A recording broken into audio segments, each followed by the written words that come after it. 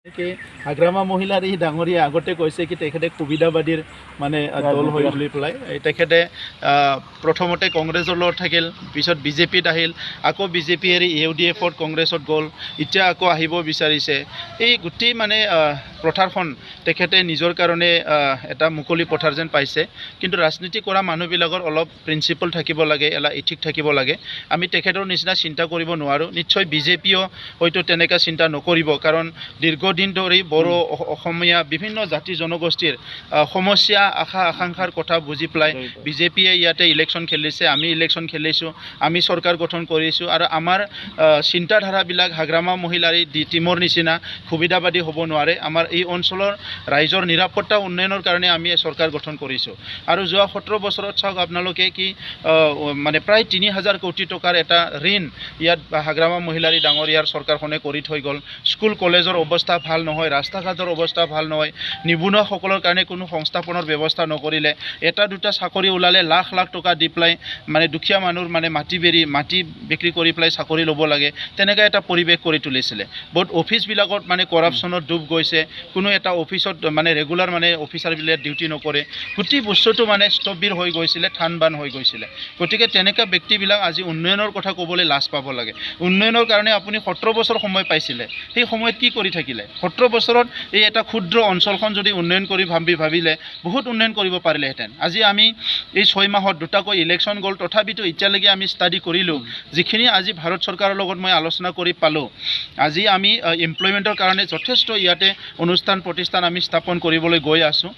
BTR একৰ্ডত যিখিনি পাইছোঁ, medical college, university, সেইবিলাকতো স্থাপন হ'বই। ইয়াৰ বাহিৰে গোটেই মানে BTRখন আমি ডিজিটাইজ কৰিব বিচাৰিছোঁ। ইয়াত সকলো অঞ্চলত যাতে নেটৱৰ্ক পায়, ইয়াৰ কাৰণে আমি কিছুমান এজেঞ্চিৰ লগত কথা পাতিছোঁ। আমাৰ ইয়াত দুটাকৈ ফুড পাৰ্ক হ'ব, 200কৈ আমাৰ তাত মানে ইণ্ডাষ্ট্ৰী আৰম্ভ হ'ব, সৰু সৰু ক্ষুদ্ৰ এগ্ৰ ইণ্ডাষ্ট্ৰীবিলাক। চ' আজি নিবনুৱাসকলে বহুত সংস্থাপন পাব।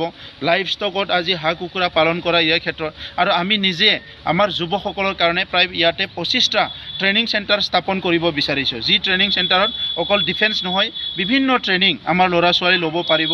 বেংক চাকৰিৰ কাৰণে, অসম চৰকাৰৰ বিভিন্ন চাকৰিৰ কাৰণে এতিয়া অসম চৰকাৰ ঘোষণা কৰিছে 1 লাখ চাকৰি ওলাব। এই 1 লাখ চাকৰিত BTR অঞ্চলৰ ল'ৰা ছোৱালী যাতে ভালকৈ আমাৰ যুৱকসকলে যাতে সংস্থাপন পায়, ইয়াৰ কাৰণে আমি এতিয়াৰ পৰাই এই জুলাই মাহৰ পৰাই আমি অঞ্চলে অঞ্চলে ট্ৰেইনিং স্থাপন কৰিব বিচাৰিছোঁ, যে কোনটো বিষয়ত মানে বিভাগত মানে ট্ৰেইনিং হ'ব।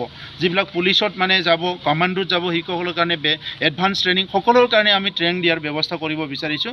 আৰু আমি বিচাৰিছোঁ উন্নয়ন হ'ব লাগে। আমি হাগ্ৰামা মহিলাৰ ডাঙৰীৰ নিচিনা নাটক কৰিব নোৱাৰোঁ।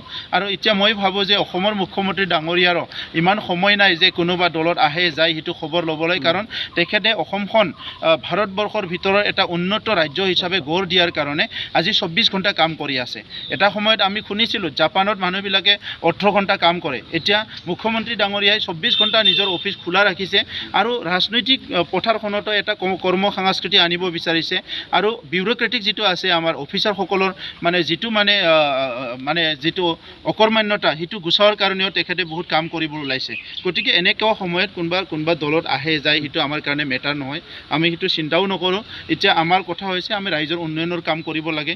BPF-এ পূবে যায় না পশ্চিমে যায় সেইটো তেখেতসকলৰ কথা, ইয়াত আমাৰ একো ক'ব লগা নাই।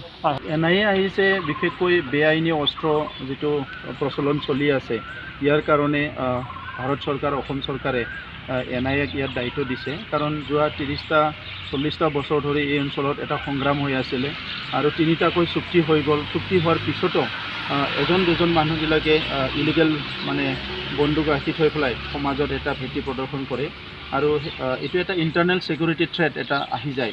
তো সেইকাৰণে গোটেই নাগৰিকসকলক নিৰাপত্তা প্ৰদান কৰাৰ স্বাৰ্থত সকলো জাতি জনগোষ্ঠী ধৰ্ম লোকক ভাৰতবৰ্ষৰ নাগৰিক হিচাপে সকলোৰে নিৰাপত্তা দিয়াটো চৰকাৰৰ দায়িত্ব। আৰু সেই হিচাপে এতিয়া চৰকাৰে আমাৰ অঞ্চলৰ সকলো জাতি জনগোষ্ঠীৰ ৰাইজক নিৰাপত্তা দিয়াৰ কাৰণে যিখিনিয়ে নিৰাপত্তাত ভাবুকি আনিছে সেই সকলক ঠিক কৰাৰ কাৰণে বা সঠিক পথত অনাৰ কাৰণে বা আইনী ব্যৱস্থা লোৱাৰ কাৰণে আজি NIA আহিছে।